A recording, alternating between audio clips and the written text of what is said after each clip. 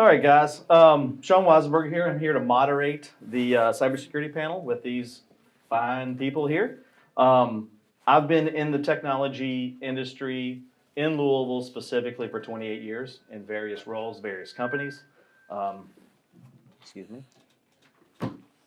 And so I'm glad I'm a part of it. I'm glad I'm a part of TECHFEST. I've known Dawn for quite some time. I just haven't gone all in. And so I'm here to moderate it. And, oh, is it this one? All right. So I want to introduce Jennifer with Forvis Mazars. Forvis Mazars. You want to tell a little bit about the company and your role in the company? Can I? Okay, Yeah. thanks. Forvis Mazars. Oh. I know, yeah, hold it back. Hi, Jennifer Taylor with Forvis Mazars. I'm a senior managing consultant with our firm, specializing in the IT risk and compliance service line. My background, I was in banking prior to as a regulator and then a CIO for a bank, was a client of the firm that I work for now for several years, and now turned consultant. Most of my time and energy and effort is put towards being virtual CIO or CISO for companies of all sizes, industries across the nation. So I have some clients I do 5 hours a month for work and some 20. With that, literally any and every kind of regulatory or cyber framework. So it's really whatever they need. And what's great is that I don't have, nor does anyone have, all the technical expertise or the experience, but with it, I have a wonderful team of 100 plus experts in subject matter in the areas that I can leverage and lean on to help with our clients. So appreciate the opportunity. Hey, welcome. Keith Johnson, Executive Vice President for Obviam. We are a cybersecurity company. We're actually based in Cincinnati, Ohio, but I live here all my life. So I am wearing my shoes today. I do have all my teeth, and I'm not married to my first cousin, if you're familiar with those from Kentucky. Our company focuses primarily on advanced security offerings and platforms for our customers. Sometimes we get into a situation where our clients just simply can't hold on to talent, or they need advanced talent such as pen testing, vulnerability assessments, attack surface discovery, maybe extended detection and response services, SOC as a service, as the prior gentleman had mentioned. That's our core focus. I call it the health of the network, really, from that perspective. We leave the hygiene, if you will, to our sister company, who's also an MSP, also based in Cincinnati, Ohio. So it's a good relationship that we have together to help our customers out on their networks. So thank you for your time. So let's talk about where we start with cybersecurity in 2024. I think everybody is aware of kind of what you need from a very general perspective, but it goes beyond technology, right? It touches the people and the process part of that. And Jennifer, could you explain kind of what people can do to shore up their security plans? Sure. I think across the board, a lot of people are doing a great job just learning how to protect, but we have not mastered the skill of resiliency, and if something isn't protected, how we would respond, how we would overcome. And a lot of it comes back to the people, training and awareness, but also just having the mindset to continuously improve and having a robust plan that looks at it from multiple angles and stopping to think not if, but when, and being more proactive. Kevin, you want to chime in? Oh, perfect. Yeah. Just like Jennifer had mentioned, I think looking at different angles is super important. The words on the street right now are attack surface. That seems to be a huge buzzword in the market space, and I understand why. A lot of it has to do with the vulnerabilities are coming out so fast that if you even look at the Verizon report, the data breach report that came out, that's a really good read. I suggest you take that one and look through it. It'll tell you that the vulnerabilities are coming out so fast that folks in the industry just can't keep things patched quickly. And then you struggle with, well, what do I even prioritize on? So attack surface discovery solutions or platforms are coming out in order to give you a what's what in terms of helping you with those priorities. Because at the end of the day, maybe your 60-day patch cycle that you have to patch your servers and things. I mean, Microsoft just recently did a Windows update that said, hey, everybody on the planet needs to update very quickly. That may be important to you as an organization, or you could have compensating controls already in place in order to safeguard that, and then you can take your time. But having knowledge around where you spend your time is super important now, just because of the clip that vulnerabilities are hitting the market space. And I want to make this interactive, guys. If you all have questions out in the audience, feel free to raise your hand. I would like to do a little poll. How many people in this room manage technology or teams of technology people versus that are doing the tactical stuff, right? Actually getting behind the glass and doing that. Can we, how many people are management? Okay, and I guess the other half are more hands behind the screens. That's good, that's good. So we're gonna keep it high level and keep it more about the business outcomes instead of diving into the actual XDRs and the firewalls and things like that. So I know we had a session previously earlier today on AI, and that's a new emergent technology. Specifically, it's a buzzword out there, right? It's been around for a long time. And I think everybody realizes that we are strapped for cybersecurity professionals to sit there and do the remediation and do the pieces and the alerts that get bubbled up to. How is AI affecting, say, policy or as it relates to cybersecurity?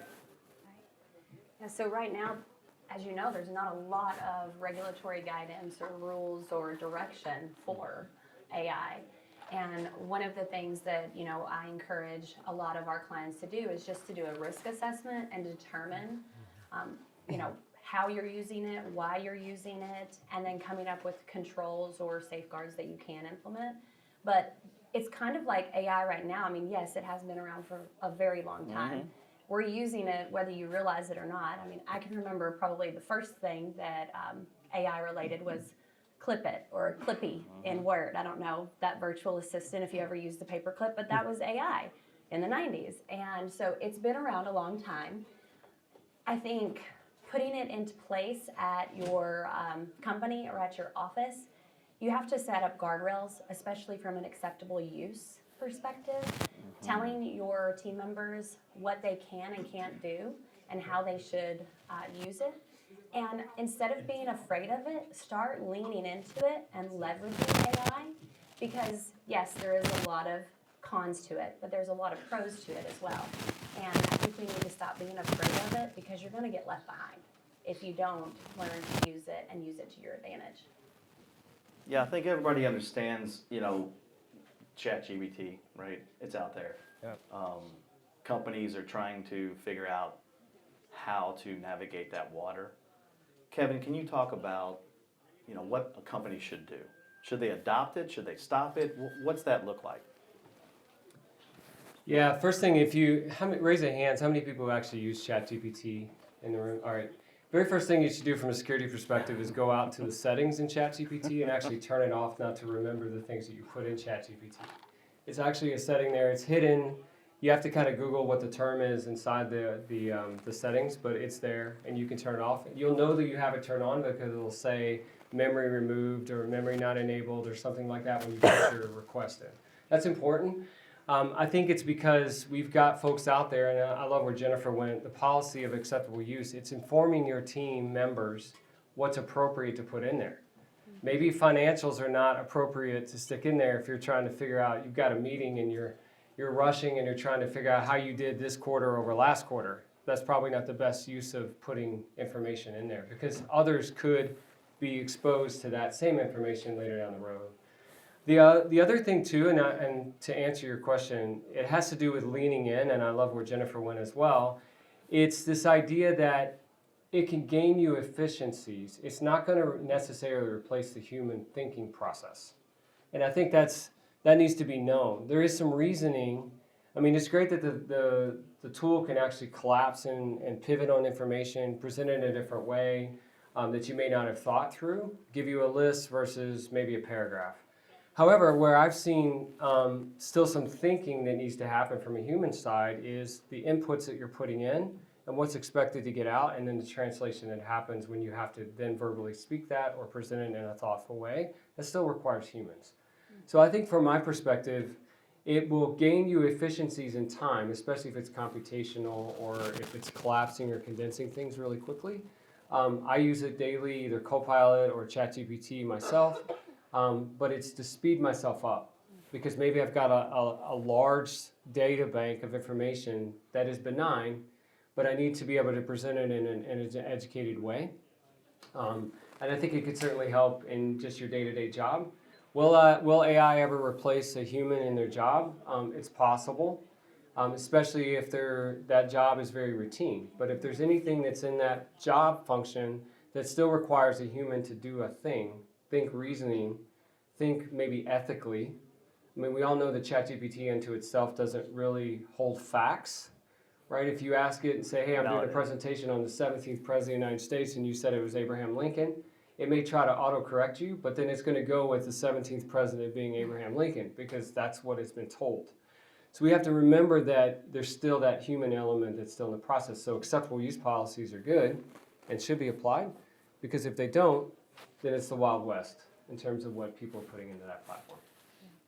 And to his point, just about the efficiency piece, think about all the things that could be automated. And by taking that away, freeing you up, and the things that you could work on that are more complex and that do require a human. Like, we shouldn't be afraid of it taking our jobs. We should be embracing it to say, hey, now I get to focus on this that I'm excited to work on, that I'm actually adding value to, right? That's right. So with that in mind, how do we balance privacy versus, security, right? Because that's a very, very balanced line, right? Some of the technologies can be overreaching. Some of them can be a little too loose. You talked about classifying data. That's huge. I've experienced customers turning on Copilot, having none of their data classified, and guess what? It's the Wild West out there. So there's steps to do that, and I think that's where the assessments, some of the professional services that your organizations can do for customers are kind of the first steps into understanding where you need to navigate the conversation in your business. So that's good. That's good. Let's switch gears. Oh yeah, absolutely.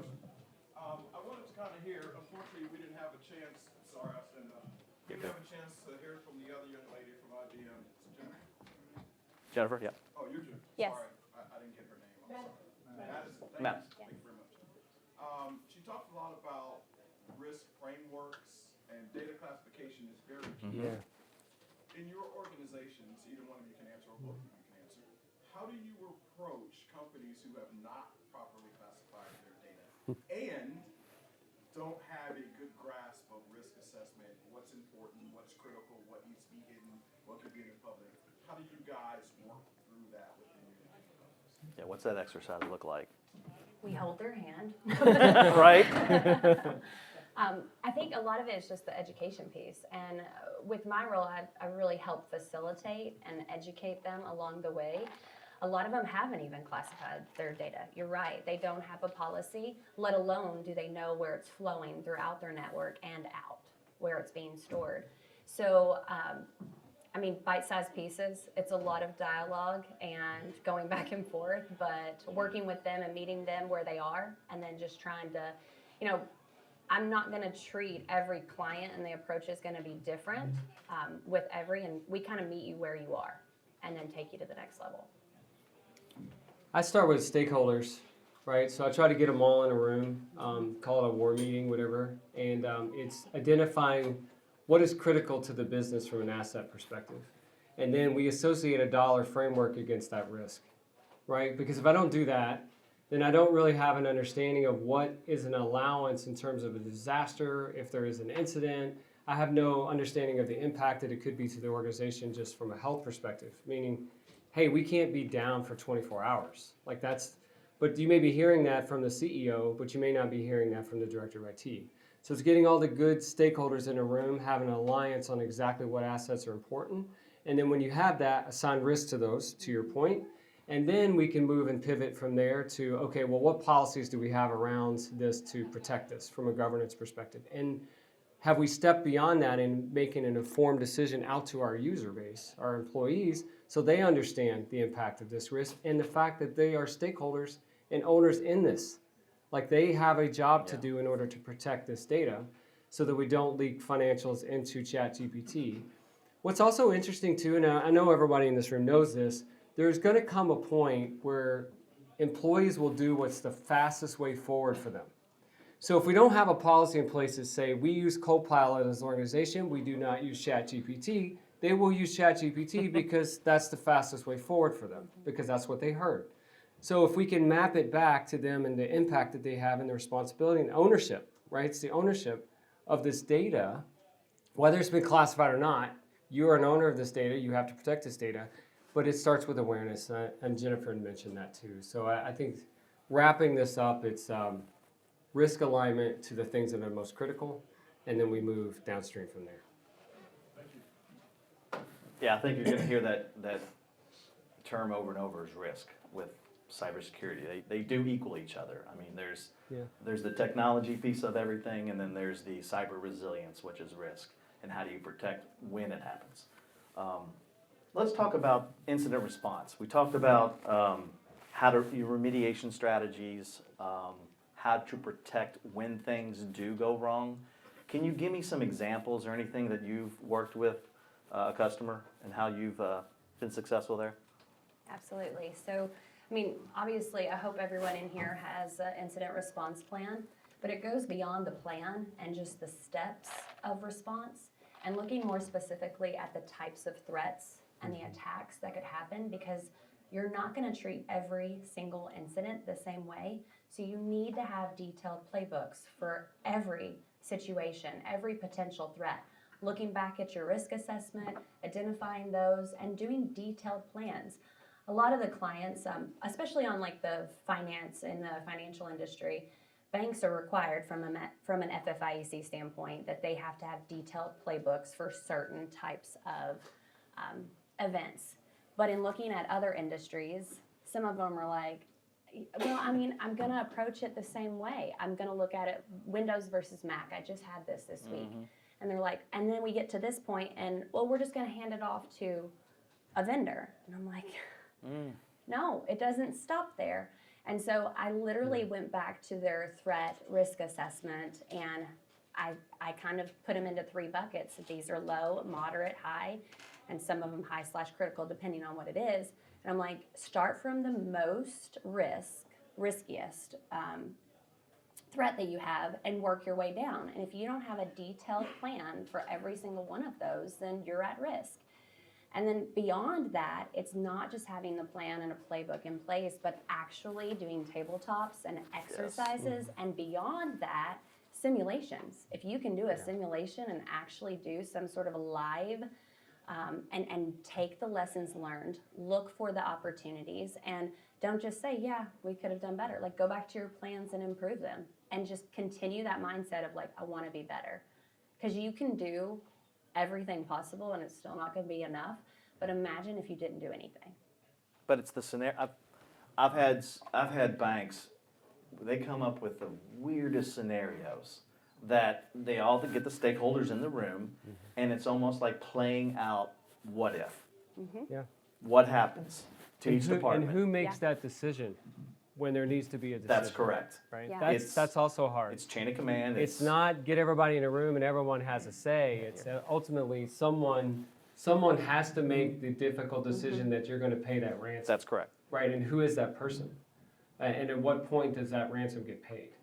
Right, and oftentimes it's consensus, and that's not a good place to be in, especially near the end, because ultimately someone needs to be held responsible, but someone needs to step up and hold responsibility, and then they can force change down. Like, hey, I know I have to make that decision, but I'm not comfortable with the process and procedures that we have in place.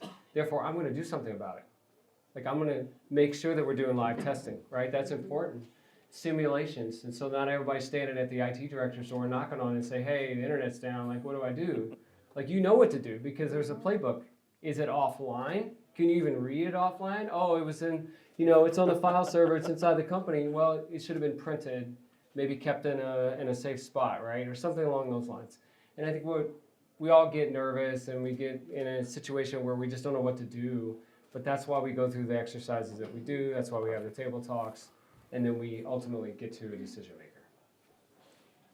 And I will say that in dealing with different clients, we get a lot of pushback and they're like, oh, nobody wants to do a tabletop. Like, I can't get everybody in the room, and let alone have them engaged. And a lot of times, you can block off on your calendar, we're gonna do 2 hours, we're doing a DR test, etc. A lot of people don't take it seriously. And so with a few of my clients, that we've actually done impromptu, where it's not on the calendar, or love it's it. scheduled for a pizza party. I love Because it. a disaster, an incident is not gonna happen at the most opportune time. It's gonna be the most inopportune time, right? So you need to plan for the worst and hope for the best. That's right. Yeah, But hope isn't a strategy. That's right. CrowdStrike. Yeah, CrowdStrike, exactly. On Friday. Right? Yeah. Completely. Let's talk about liability. Let's talk about the C-suite, right? CEO, CFO, CIO, CISOs. What type of liability is out there if they don't do things? I mean, there's some federal regulations out there. Definitely. I mean, just from a personal standpoint, I mean, financially liable, not from a company, but an individual. I mean, and honestly, that's why I think we're struggling to find the talent and have a lot of people as like a chief information security officer, because they're losing so much sleep and they feel like they can't keep up, they can't stay ahead. And so I think there's more at risk than just the punishment or the repercussions or consequences from a legal standpoint, but I'm just thinking from your own like mental and health and well-being. There's a lot of risks there for liability. Very. Yeah, for me, I've seen it. The 10-year lifespan of a CISO is like, what, a year and a half? It's like, it's crazy. And you see them bouncing. Fun fact, if you look at and then this is not picking on, but change management, we all heard that in the news. And then you also had the CDK event. Mm-hmm. If you go and look up there was a person that's connected to actually both of those. So there was an EVP that was a change management that went over to be the CTO at CDK, right? So I think ultimately what you end up is this understanding that a CISO in most organizations reports to the CEO and is generally an island unto themselves. And what I also see sometimes, and this is a pivot in the industry, I think, is a movement to bring the CISO back aligned to the CFO, because the CFO ultimately should be the one holding the risk of the company in terms of financial. So I've seen this morphing here where the CISOs are getting tired of being the one that's kind of cut, and they're asking, hey, I think I need to report to someone different. And the different is the person who holds the purse strings and is ultimately responsible for finance of the business. I mean, it's kind of smart that way, I think. CISOs are, again, they may have a couple of staff members that are helping them. I've also seen those that are doing well are ones that maybe they're not technical, but their second in command is technical. So they can have somebody who's kind of vetting what they're hearing from that perspective and not get their wolves put over their eyes. So to your point, I think there's risk in the job, by all means, but also I think there's risk in the adoption of that role within the organization itself. Does the rest of the organization believe in that mission and vision? And honestly, it starts with the CEO, that they put some effort and brand towards this individual that's in that role. Because if they don't have that support, don't have good board support, then that CISO is going to fail. I mean, there's just, so as soon as the first event, they're looking for somebody to cut, right? And that's the person. So you just let the person who has the most knowledge in the organization about your security initiatives, you just let them go, right? And you didn't have any other air cover behind him or her.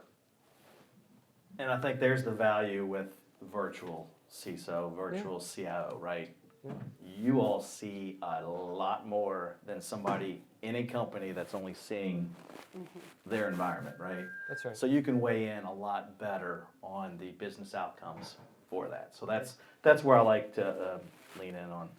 Let's talk about cybersecurity insurance. Let's talk about insurance. That's a big topic. It's been a big topic for the last couple years. You know, what are considerations for cybersecurity insurance? What I mean, it's not just a checklist anymore. Where are they going with that? They're getting very, very, very savvy, I guess, They are. on who they insure. So if you all, I hope you all have cyber insurance, but don't just say like you have cyber insurance. I hope you know what you have, and how much you have and for what reasons. But 5 years ago compared to now, there just wasn't a lot of data or information that the insurance companies had access to. Now we've had so many incidents and so many cases where they've had to pay out, and now they're saying, I don't want to insure just anyone. Not everyone is eligible. And so a lot of people are pushing back on the underwriting process, but I see it as an opportunity. One, it's a free audit. Use it to your advantage. Two, after you do it, they're giving you tips and tricks and things. They're holding you accountable and requiring you to implement MFA, to actually have plans, actually have policies. And it's kind of one of those things like, how do you expect somebody to help you when you won't help yourself? The other piece of it too, I think, is knowing the coverage and realizing that not every incident that you think would be covered is covered under the plan that you have. So it's important to not just have it, but understand the coverages and work with your agent or your agency to learn exactly what's expected in the event of. Because I've had a few where they didn't call their insurance agency. They procured services from vendors who they know. Come to find out, the insurance company wouldn't pay on it because you didn't use their preferred vendor. So use them as a partner in this, and definitely use it as a mitigating control, but it's not the end-all be-all. And a lot of times people are like, it's so expensive, I can't afford the insurance. Well, how much can you afford to lose? And you can't afford not to have it, but it shouldn't be to a point that you use it as a crutch and you forget about your day-to-day and just your controls and what you should be doing, and you just say, I've got insurance. So it's a fine line. There's, I could talk for hours on it. Oh, I know, yeah. What do you think, Kevin? Two pieces. One would be make sure that you're getting insurance and not a warranty. There is a difference. I see a lot of folks that are floating out there, hey, we have this cyber warranty or cyber insurance or whatever color they want to put on it. And I think what they're meaning is your insurance will pay out first, and then we will give you the warranty, right? So that's one. The other one that I've started to see is a lot of the insurance companies have now moved away from simple checklists to you have to provide evidence of said thing in place. So an EDR, for example, endpoint detection and response, you actually have to show us that you have logs before we can check mark that you actually have this in place. And this would go for security awareness training. This would go if you're a HIPAA organization, you have to have HIPAA training. So any of those things, they want evidence because they're trying to transfer risk. I mean, ultimately, that's the insurance's goal. We can accept the risk if we believe that you have these things in place. And for them to believe you have it in place, you have to show them evidence, right? So that's where the industry's gone in the last 5 years. Used to be a one pager. Hey, I got MFA. Hey, I got SAT. Hey, I got this. And you're good. They'll give you the money.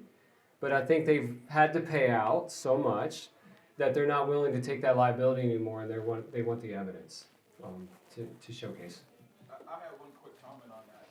To Yeah. your point you just made, it's transference of risk. That's it. You got it. Yeah. And the basic tenet of an insurance company is to take in premiums. That's and right. not pay out. That's a right. bunch of money, right? So definitely, I'm hoping you guys, and it sounds like you guys are working with their customers to help them understand the read the fine print. If I've got an inside attorney and I'm working with an outside attorney, all of that That's extra right. cost may have to be covered by that insurance policy, which then lowers their overall payout. That's right. That's right. So a lot of these insurance companies are not, come on, sir. A lot of these companies aren't paying you. That's right. The takeaway is understand you may have a policy, but that's not going to pay everything you're going to That's get right. out of credit That's right. monitoring and rebuilding your reputation. All of that stuff is going to be in addition to That's right. whatever you may have had covered in the policy. That's a good point. Yeah, every business today needs to have legal counsel that understands the landscape number one, Yep. a great PR firm when it happens, That's right. and an outsourced consultant that can see and weigh in and help navigate those waters when and if it does happen. So that's where I see it. Awesome. Anybody else have any questions out in the audience? No softball questions? Nothing? Let's talk about everybody heard about the national public data breach that just happened? 2.9 billion records, social security numbers, next of kin, the whole 9 yards. That wasn't really a technology issue. It was a people issue. Again, I think we as humans are probably the worst thing for cybersecurity and the risk part of it. So, do y'all have any examples that you want to share, where you like a case study or any without names, we'll redact the names, that you want to talk about, Kevin? I think, and I talk a lot about this with the customers, is third-party risk management. I know this is important to Jennifer too. CDK is a good example of this. 15,000 dealerships used a management software platform that they had all their stuff in, right, dealer management. And they were relying on that dealer manager to actually take care of security, and they got nailed, right? Now, all of a sudden, I know Heather, my cohort here in the room, she actually bought a car during this event. Oh. And it was all paper, right? Everything was paper. My question to her after it was done was, what assurances do you have that the person who's going to take this paper key it in correctly? I mean, think about that for a minute. I've had the privilege to service a lot of car dealers in my time. And I've walked into the accounting room and there's reams of paper all over these desks. And I can only imagine the backlash that this had, 30, 60, 90 days of just catch up of all these portfolios that exist and all the keying that had to happen. And you're telling me that a mistake is not going to be made. But it all stemmed from a third-party risk issue, right? These dealers trusted that the management software. So what third-party risk things are you doing in your organizations to vet out? You may have a preferred vendor. Oh, no worries. CDK was a preferred vendor. They've been vetted. But unfortunately, they were trusted by the dealerships, right? That this vetting actually occurred. So I would take a step further in any third parties that you do business with. Look to understand their policies. What happens? Ask for their incident response plan. Yes. Ask for their disaster recovery plan. What is their breach procedures? Like, see if those are written out. Because if they're not, then you should ask for them because you need protections. So I would go, this is a great use case, I think, for all of us that hit us in the United States, for anybody who's buying a car. But I think it did illuminate that third-party risk management is a major problem right now. And even if they are preferred, you need to trust but verify, in my opinion. Yeah, think about all the outsourced accounting software in the cloud. Think about everything in Azure, AWS, GCP. You're not managing that infrastructure. That's right. But you do have to ask the difficult questions. Well, Microsoft Office 365. Microsoft it Office goes down. 365 gives you a platform in order to do what you need to do, and they give you the tool sets. But if you read their EULA, they're not going to help you if your account got breached. Nope. Trust me. I've had clients who thought that Microsoft was their security vendor, and that's not true. If you read their EULA, it will actually expose that, hey, if there's unauthorized access into this environment, that is on you because you control that knob. We give you the tools to protect yourself, but if you don't protect yourself, don't come ask us for the money. And it's unfortunate, but these are educated points that we need to be making sure that we're aware of from a third parties that we use. You had mentioned the database breach that just happened, the national. If you've not frozen your credit, Oh, gosh, yeah. I would ask you to go do that, and I would also ask you to do it for your children if you so happen to have children. And the reason why this is important is you don't need somebody, your social is probably out there, your date of birth's out there, your name is out there, your address is out there. You don't need much more if you're going to go read credit, right? That's what you need. So it may not be in the right spots for the threat actor to use this data, because I've also heard that this plain text file may have a social doesn't match to the right person. Right. It's just a matter of time, right? Somebody's going to connect the dots. But I would ask you to just go freeze your credit. It's free. It's annoying when you go to a furniture fair and you want to buy a couch and you want to put it on a 12-month. I understand that. You have to make a couple of calls, but it's worth it to the 3 credit bureaus to do that. It's super simple. 4 credit bureaus. Novus is the other one. Oh, So you need to freeze all yeah, that's a great point. There is a legit website out there that you can actually go put your social in. I know that's scary to say, but there is a legit that's put on by the company that's got nailed that you could see if your data is floating. But I would encourage you. I bet if raise of hands, how many of you already exist in some kind of credit bureau that said, "Hey, you got hacked." You know, you're already, they know about you. You're monitoring, which is awesome. Yep. I mean, it's awesome. It's a good thing that you're monitoring, but do yourself a favor and go freeze your credit, because it'll certainly help you. Yes. Yeah, George Fisher, drove down from Columbus, Ohio today. I don't know if you guys know what's going on in Columbus, but we had a little bit of an incident a while back. City of Columbus. Yeah. Every night on the news, we are seeing 10 to 15 where the news channels now walking around to the people that data exists, saying, look at what we found. The city of Columbus did that. So you talk about, they're talking about credit monitoring. They've now said that they're doubling up. It's going to cost over $6 million. Not the incident, just the monitoring for everything that they did with the city of Columbus. But I want to go back to one thing you said, and I'm in the industry as well. And one of the things that you said that you're going to start seeing more and more as we hear about the city of Columbus and the CDKs. More and more responsibility is going to go to the people buying and securing these services. So vet out your providers. Because I can tell you, if you go back to the SolarWinds a few years ago, they're talking criminal charges against the CEO of SolarWinds, right? Yep. Because of knowingly, they were just signing off on the wrong stuff. Watch the Ashley Madison documentary that just came out on Netflix. It's all about security. It's all about they were putting fake pictures up there that made a lot of people feel really good and that their stuff was safe. And the guy said, totally fake, totally fake. You could have vetted that out pretty quickly by just kind of doing some research. Yep. So again, great point. Vet your providers out. Hold them accountable. Last thing, just came back from a seminar. 7 out of 10 customers have software they're paying for in a stack that is not being used. Oh yeah. So that's another thing. Take you up on that audit. Have you come in and hold your current providers accountable. No, I love it. And even, so identity access management is kind of a very big proponent of just basic hygiene in your network, right? Because I've been into companies where their Active Directory is a mess.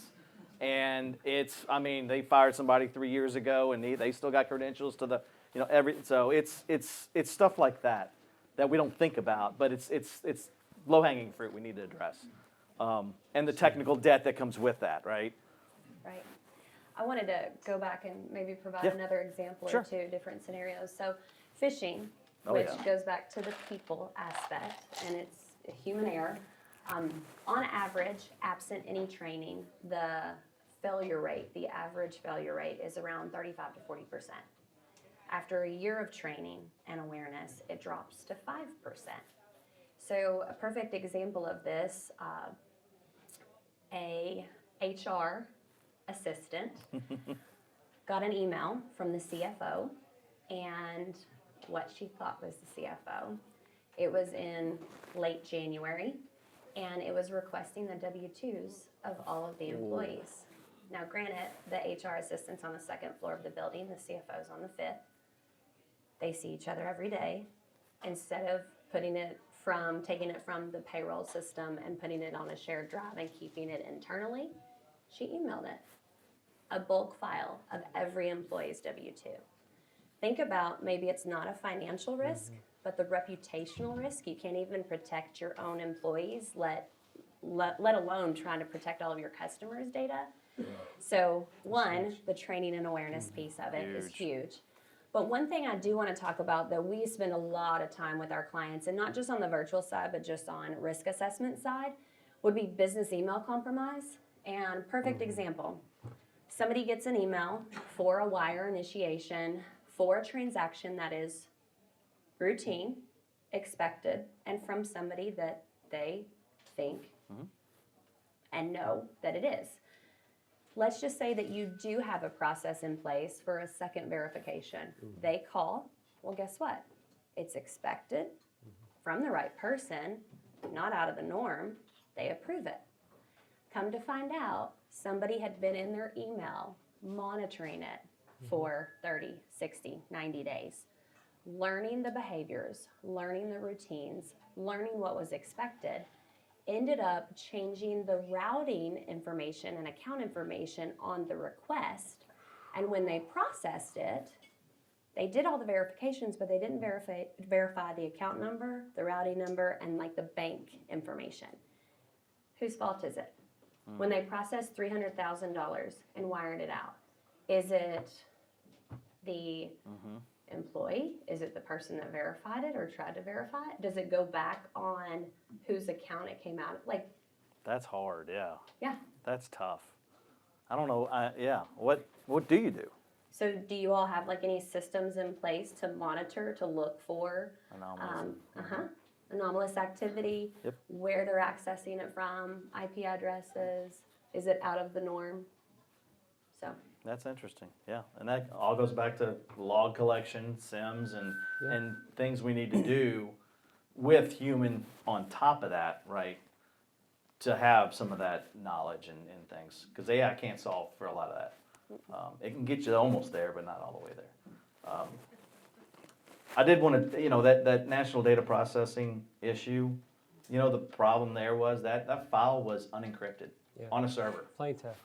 Plain text. Yep. That is a number one no-no anywhere. So encryption at rest is huge. So, any more questions from the audience? Anything else? Sure.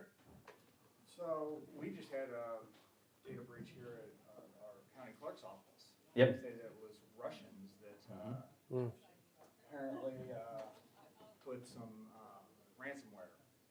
Well, so obviously everybody's data is at risk, but it's when are we going to start holding governments accountable and holding them to different standards than they hold us? Because they go and start basically World War III, which is, I believe, already going on. And the Russians are very, very clever. So are the Chinese. And most of the traffic that I see hitting my servers are coming from those places. So when are we going to start holding the government? Because they're ultimately responsible for protecting us. And they've got the most technical debt out there. Because they have not kept up with. No, not at all. No, It's zero. very scary. They Yeah. should have made an entire Correct. military branch Correct. dedicated to this years ago, and they have not done it. It's just got to happen. But they have cyber insurance. Right, yeah. Who's insuring the government? No. That's a great point. It is a Yeah, great we need to point. vote It's differently. policy. It's I think Kentucky has a Consumer Protection Act. That's it. That's pretty the wide open, it's wide open. California and New York have a little more stringent they do. laws around that. Yeah, so again, I agree. It's voting that. Yeah, it really is. It really is. You have any comments on those two topics, Dana? Just one. Yeah. I don't know how many of you came to the last Louisville tech thing that was over at Sullivan. There was a gentleman that spoke.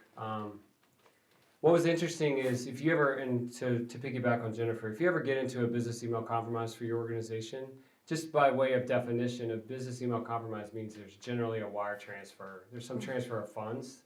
That's different than someone clicking on a link and maybe getting a piece of malware. If you ever get into a situation where you have a BEC, there is a website that the government does put on. I think it's called ic3.gov, I think, if I'm not mistaken. You go out there and you register with them. It hits all kinds of back-end folks, maybe the FBI, others, and they can actually attempt to stop that wire transfer from leaving the United States. But you have about 72 hours to get that done. It's not foolproof, but it is a way that you could register that, hey, my company, it's anonymous. They know who you are because you put the information in there, but they're not exposing it from a brand perspective. But it's important to get the wire transfer, and they have, I think they call it a kill switch, but essentially it's a way to kill the transfer from happening from the national banks out to overseas. And that's everything. Just by way of on averages, the FBI says BEC is about $50K an incident. So that's a lot of money that could be impacted here, and that could be somebody's job. I mean, somebody's got to pay for $50,000. It could be a headcount for somebody, that HR assistant, right? So there are resources that are available to organizations to handle this, but that's just one from IC3.org or IC3.gov. So I think we've talked about the bad and the ugly. We got 3 minutes. Let's talk about the good. Let's talk about where we're going. What tools can we use? What do companies need in order to survive the next 10 years, right? What's that look like from your all's perspective? I think zero trust, implementing and adopting that practice, conditional access, not only authenticating your users, but also devices and making sure, just locking everything down. If there's This a thing's control, if there's a control available, implement it. Speaking of which, like with Microsoft 365, if you haven't done a security configuration assessment, I would highly recommend doing that.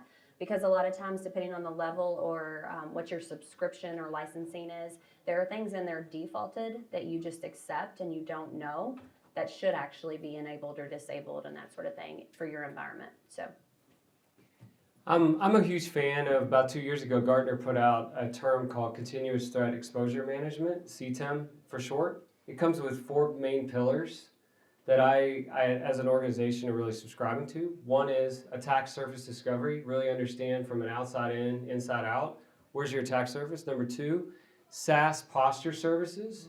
You'd mentioned something hooking into Office 365 in order to monitor it for threat behavior. Maybe logging in from outside location. Maybe it's brute force attacks, 20 attempts in less than an hour with a successful. We need to know about that. MFA got turned off. We need to know about that. Next would be something like security awareness training. If you don't have a platform where you're campaigning your users yourself to see where you need to extend, is also super important. And then lastly, I can't remember the 4th one. 4th pillar, yeah. Yeah. But those 3 are good. I'm going to go with that. But yeah, look up Gartner, Continuous Threat Exposure Management, great platform, it's known. So yeah. Thank you Awesome. so much.